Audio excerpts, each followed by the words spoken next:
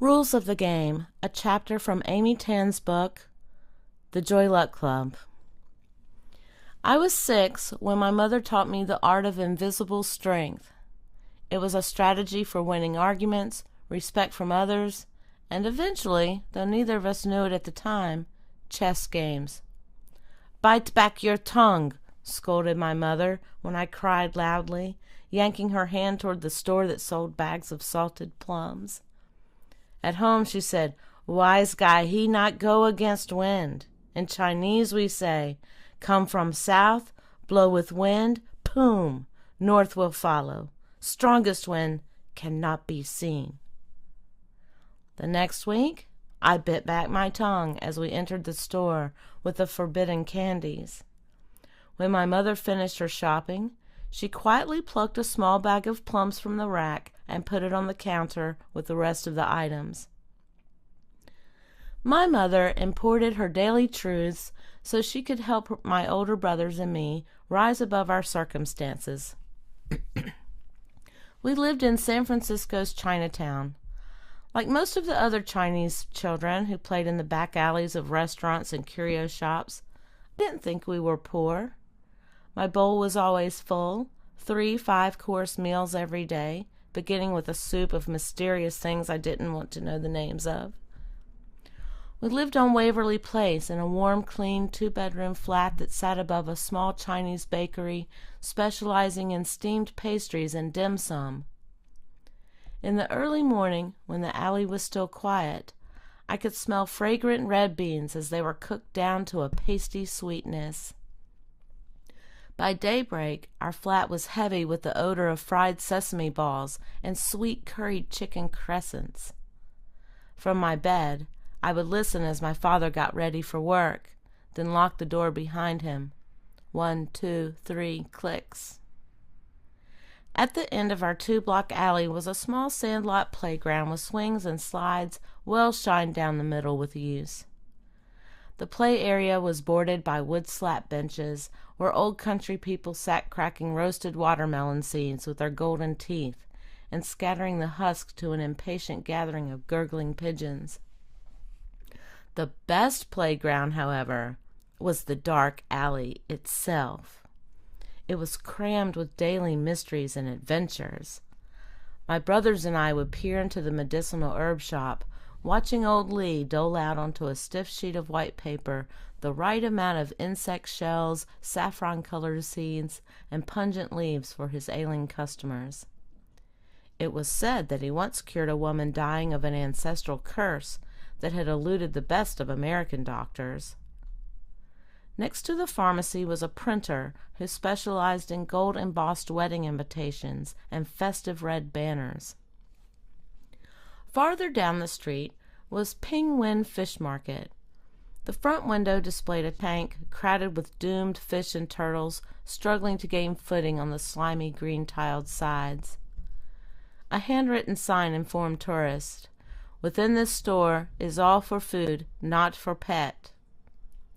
Inside, the butchers with their blood-stained white smocks deftly gutted the fish, while customers cried out their orders and shouted, "Give me your freshest!" To which the butchers always protested, "All are freshest." On less crowded market days, we would inspect the crates of live frogs and crabs which we were warned not to poke, boxes of dried cuttlefish, and row upon row of iced prawns, squid, and slippery fish. The samdabs made me shiver each time. Their eyes lay on one flattened side and reminded me of my mother's story of a careless girl who ran into a crowded street and was crushed by a cab. "Was smashed flat," reported my mother. At the corner of the alley was Hong Sing's, a 4-table cafe with a recessed stairwell in front that led to a door marked Tradesman. My brothers and I believe the bad people emerged from this door at night. Tourists never went to Hong Sing's, since the menu was printed only in Chinese. A Caucasian man with a big camera once posed me and my playmates in front of the restaurant. He had us move to the side of the picture window so the photo would capture the roasted duck with its head dangling from a juice-covered rope. After he took the picture, I told him he should go into Hong Sing's and eat dinner. When he smiled and asked me what they served, I shouted, "Guts and duck's feet and octopus gizzards!" Then I ran off with my friends, shrieking with laughter as we scampered across the alley and hid in the entryway grotto of the China Gem Company, my heart pounding with hope that he would chase us. My mother named me after the street that we lived on, Waverly Place, Yonge, my official name for important American documents. But my family called me May May, little sister. I was the youngest, the only daughter. Each morning before school, my mother would twist and yank on my thick black hair until she had formed two tightly wound pigtails. One day, as she struggled to weave a hard-toothed comb through my disobedient hair, I had a sly thought. I asked her, "Ma, what is Chinese torture?" My mother shook her head. A bobby pin was wedged between her lips. She wetted her palm and smoothed the hair above my ear, then pushed the pin in so that it nicked sharply against my scalp. "Who say this word?" she asked, without a trace of knowing how wicked I was being. I shrugged my shoulders and said, "Some boy in my class said Chinese people do Chinese torture." "Chinese people do many things," she said simply. "Chinese people do business, do medicine, do painting. Not lazy like American people. We do torture, best torture." My older brother Vincent was the one who actually got the chess set. We had gone to the annual Christmas party held at the First Chinese Baptist Church at the end of the alley. The missionary ladies had put together a Santa bag of gifts donated by members of another church. None of the gifts had names on them. There were separate sacks for boys and girls of different ages. One of the Chinese parishioners had donned a Santa Claus costume and a stiff paper beard with cotton balls glued to it. I think the only children who thought he was the real thing were too young to know that Santa Claus was not Chinese. When my turn came up, the Santa man asked me how old I was. I thought it was a trick question. I was 7 according to the American formula and 8 by the Chinese calendar. I said I was born on March 17th, 1951. That seemed to satisfy him. He then solemnly asked if I had been a very, very good girl this year, and did I believe in Jesus Christ and obey my parents. I knew the only answer to that. I nodded back with equal solemnity. Having watched the older children opening their gifts, I already knew that the big gifts were not necessarily the nicest ones. One girl my age got a large coloring book of biblical characters, while a less greedy girl who selected a smaller box received a glass vial of lavender toilet water. The sound of the box was also important. A 10-year-old boy had chosen a box that jangled when he shook it. It was a tin globe of the world with a slit for inserting money.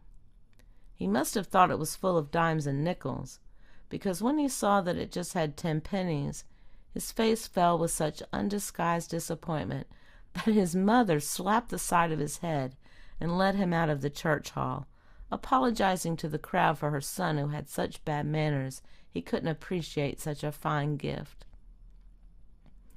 As I peered into the sack, I quickly fingered the remaining presents, testing their weight, imagining what they contained. I chose a heavy, compact one that was wrapped in shiny silver foil and a red satin ribbon. It was a 12-pack of Lifesavers, and I spent the rest of the party arranging and rearranging the candy tubes in the order of my favorites. My brother Winston chose wisely as well. His present turned out to be a box of intricate plastic parts. The instructions on the box proclaimed that they were properly assembled.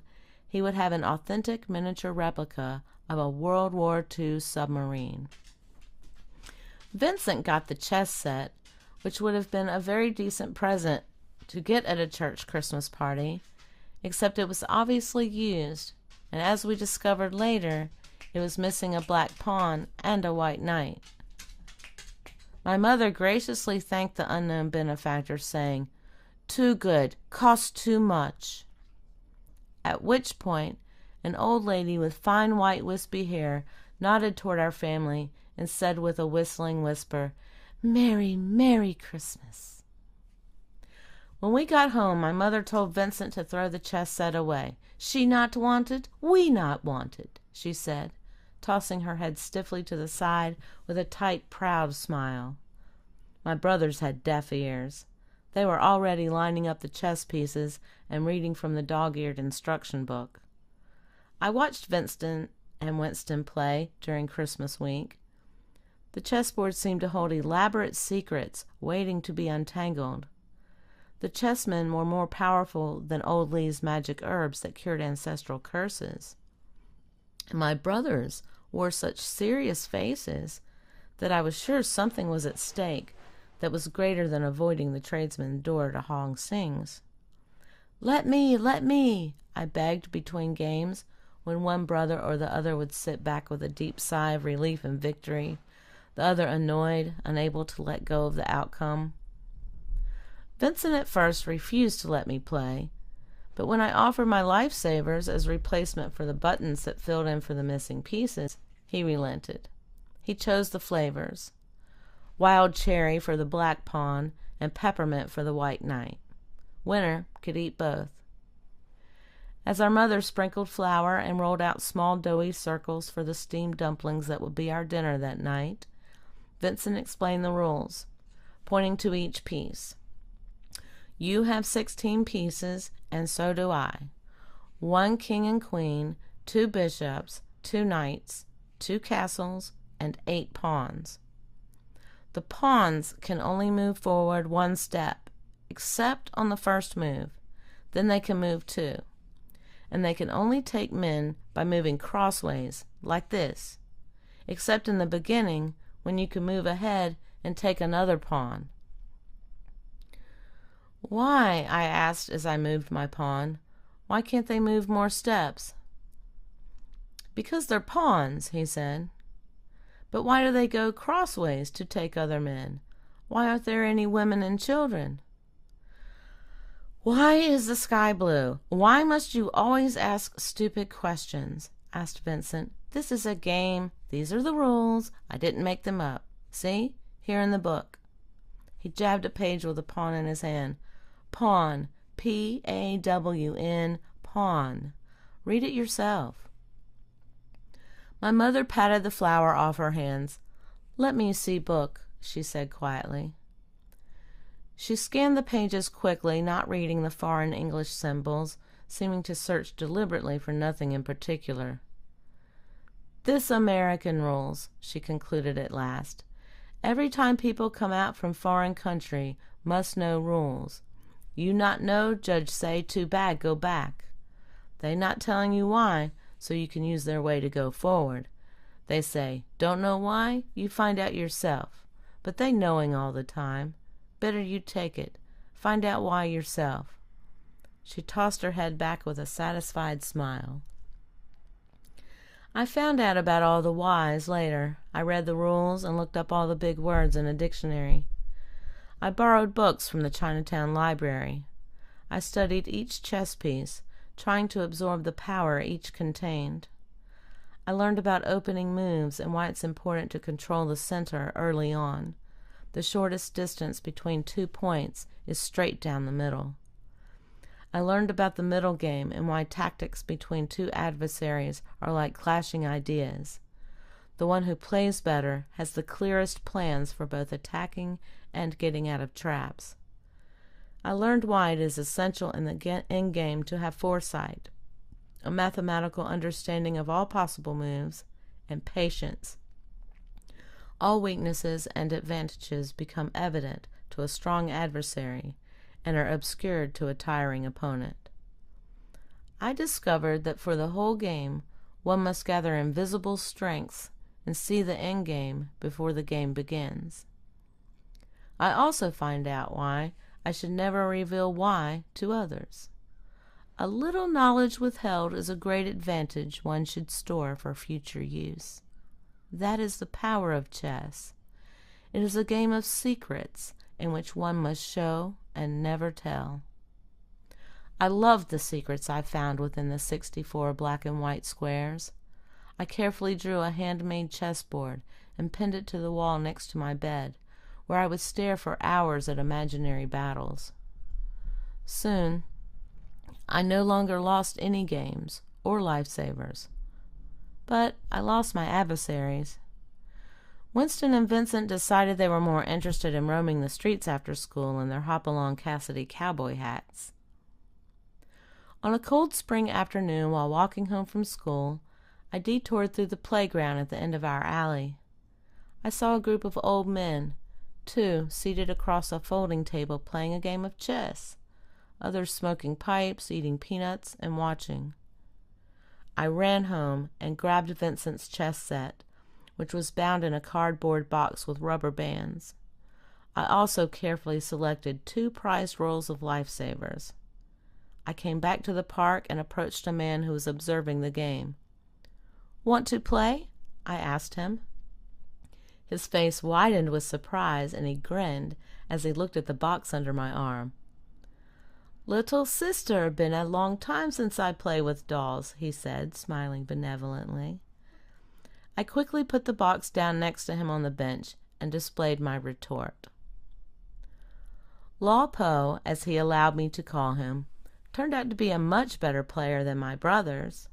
I lost many games and many lifesavers, but over the weeks, with each diminishing roll of candies, I added new secrets. Law Po gave me the names: the double attack from the east and west shores, throwing stones on the drowning man, the sudden meeting of the clan, the surprise from the sleeping guard, the humble servant who kills the king, sand in the eyes of advancing forces, a double killing without blood. There were also the fine points of chess etiquette. Keep captured men in neat rows as well-tended prisoners. Never announce check with vanity, lest someone with an unseen sword slit your throat. Never hurl pieces into the sandbox after you have lost a game, because then you must find them again, by yourself, after apologizing to all around you. By the end of the summer, Law Po had taught me all he knew, and I had become a better chess player.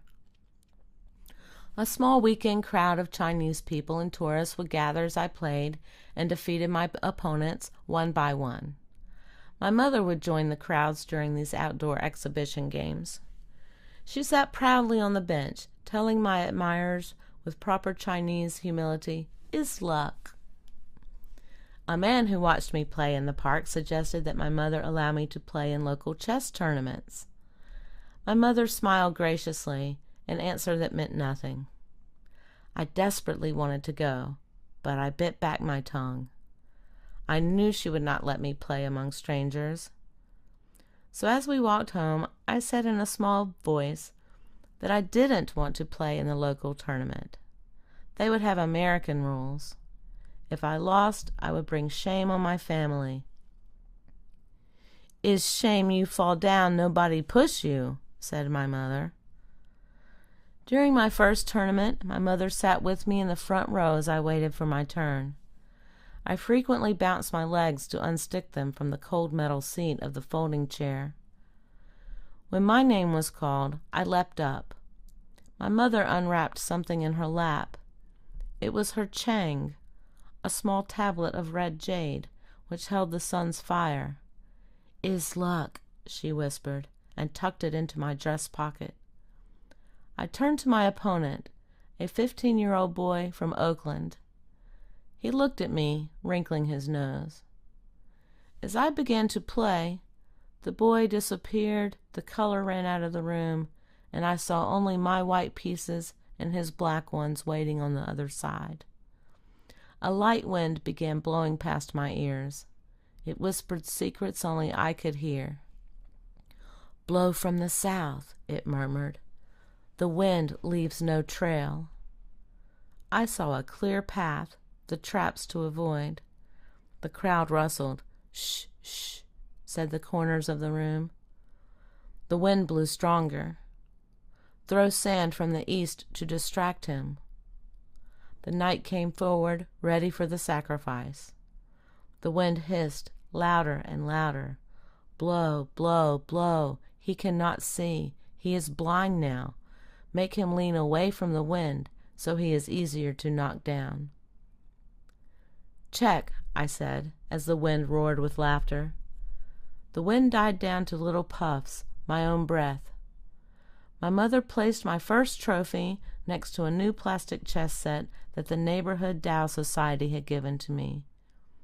As she wiped each piece with a soft cloth, she said, "Next time, win more, lose less." "Ma, it's not how many pieces you lose," I said. "Sometimes you need to lose pieces to get ahead." "Better to lose less. See if you really need." At the next tournament, I won again, but it was my mother who wore the triumphant grin. "Lost 8 piece this time. Last time was 11. What I tell you, better off lose less." I was annoyed, but I couldn't say anything. I attended more tournaments, each one farther away from home. I won all games, in all divisions. The Chinese bakery downstairs from our flat displayed my growing collection of trophies in its window, amidst the dust-covered cakes that were never picked up. The day after I won an important regional tournament, the window encased a fresh sheet cake with whipped cream frosting and red script saying, "Congratulations, Waverly Yong, Chinatown chess champion." Soon after that, a flower shop, headstone engraver, and funeral parlor offered to sponsor me in national tournaments. That's when my mother decided I no longer had to do the dishes. Winston and Vincent had to do my chores. "Why does she get to play and we do all the work?" complained Vincent. "It's new American rules," said my mother. "May play, squeeze all her brains out for win chess. You play, worth squeeze towel." By my 9th birthday, I was a national chess champion, and I was still some 429 points away from grandmaster status. But I was touted as the great American hope, a child prodigy, and a girl to boot. They ran a photo of me in Life magazine next to a quote in which Bobby Fischer said, "There will never be a woman grandmaster." "Your move, Bobby," said the caption. The day they took the magazine picture, I wore neatly plaited braids clipped with plastic barrettes trimmed with rhinestones. I was playing in a large high school auditorium that echoed with phlegmy coughs and the squeaky rubber knobs of chair legs sliding across freshly waxed wooden floors. Seated across from me was an American man about the same age as Lawpo, maybe 50. I remember that his sweaty brow seemed to weep at my every move. He wore a dark, malodorous suit. One of his pockets was stuffed with a great white handkerchief on which he wiped his palm before sweeping his hand over the chosen chess piece with great flourish. In my crisp pink and white dress with scratchy lace at the neck, one of 2 my mother had sewn for these special occasions, I would clasp my hands under my chin, the delicate points of my elbows poised lightly on the table in the manner my mother had shown me for posing for the press. I would swing my patent leather shoes back and forth like an impatient child riding on a school bus. Then I would pause, suck in my lips, twirl my chosen piece in mid-air as if undecided, and then firmly plant it in its new threatening place, with a triumphant smile thrown back at my opponent for good measure. I no longer played in the alley of Waverly Place. I never visited the playground where the pigeons and old men gathered. I went to school, then directly home to learn new chess secrets, cleverly concealed advantages, more escape routes. but I found it difficult to concentrate at home. My mother had a habit of standing over me while I plotted out my games. I think she thought of herself as my protective ally. Her lips would be sealed tight, and after each move I made, a soft would escape from her nose. "Ma, I can't practice when you stand there like that," I said one day. She retreated to the kitchen and made loud noises with the pots and pans. When the crashing stopped, I could see out of the corner of my eye that she was standing in the doorway. Only this one came out of her tight throat.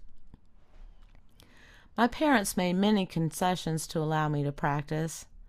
One time I complained that the bedroom I shared was so noisy that I couldn't think. Thereafter, my brothers slept in a bed in the living room facing the street. I said I couldn't finish my rice. My head didn't work right when my stomach was too full.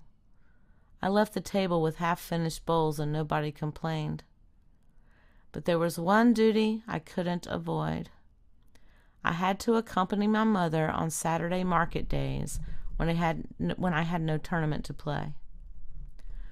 My mother would proudly walk with me, visiting many shops, buying very little. "This my daughter Waverly Young," she said to whoever looked her way. One day after we left a shop, I said under my breath, "I wish you wouldn't do that, telling everybody I'm your daughter." My mother stopped walking. Crowds of people with heavy bags pushed past us on the sidewalk, bumping into first one shoulder, then another. "Ah, so shame be with mother?" She grasped my hand even tighter as she glared at me. I looked down. "It's not that. It's just so obvious. It's just so embarrassing." "Embarrass you be my daughter?" Her voice was cracking with anger. "That's not what I meant. That's not what I said." "What you say?" I knew it was a mistake to say anything more, but I heard my voice speaking. "Why do you have to use me to show off? If you want to show off, then why don't you learn to play chess?" My mother's eyes turned into dangerous black slits. She had no words for me, just sharp silence. I felt the wind rushing around my hot ears. I jerked my hand out of my mother's tight grasp and spun around, knocking into an old woman. Her bag of groceries spilled to the ground. "Ay, ya, stupid girl!" my mother and the woman cried. Oranges and tin cans careened down the sidewalk. As my mother stooped to help the old woman pick up the escaping food, I took off. I raced down the street, dashing between people, not looking back as my mother screamed shrilly, "May May! May May!" I fled down an alley, past dark curtained shops and merchants washing the grime off their windows. I sped into the sunlight, into a large street crowded with tourists examining trinkets and souvenirs.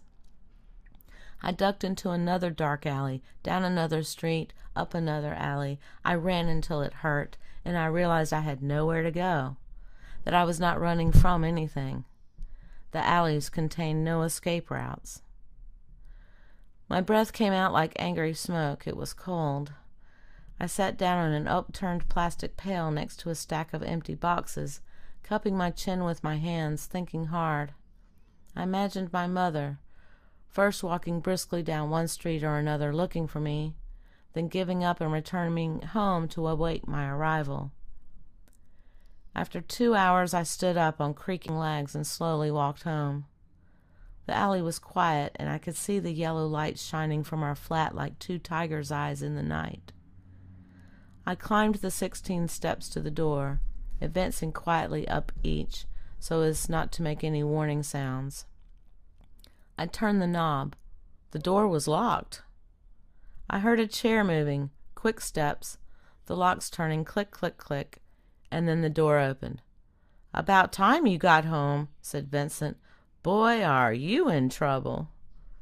He slid back to the dinner table. On a platter were the remains of a large fish, its fleshy head still connected to bones swimming upstream in vain escape. Standing there, waiting for my punishment, I heard my mother speak in a dry voice. "We not concerning this girl. This girl not have concerning for us." Nobody looked at me. Bone chopsticks clinked against the inside of bowls being emptied into hungry mouths.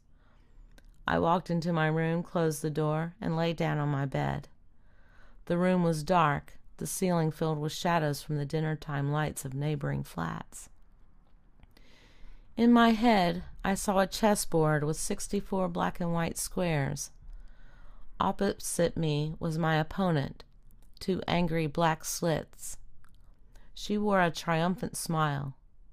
"Strongest wind cannot be seen," she said. Her black men advanced across the plain, slowly marching to each successive level as a single unit. My white pieces screamed as they scurried and fell off the board one by one. As her men drew closer to my edge, I felt myself growing light. I rose up into the air and flew out the window, higher and higher above the alley, over the tops of tiled roofs, where I was gathered up by the wind and pushed up toward the night sky until everything below me disappeared and I was alone. I closed my eyes and pondered my next move.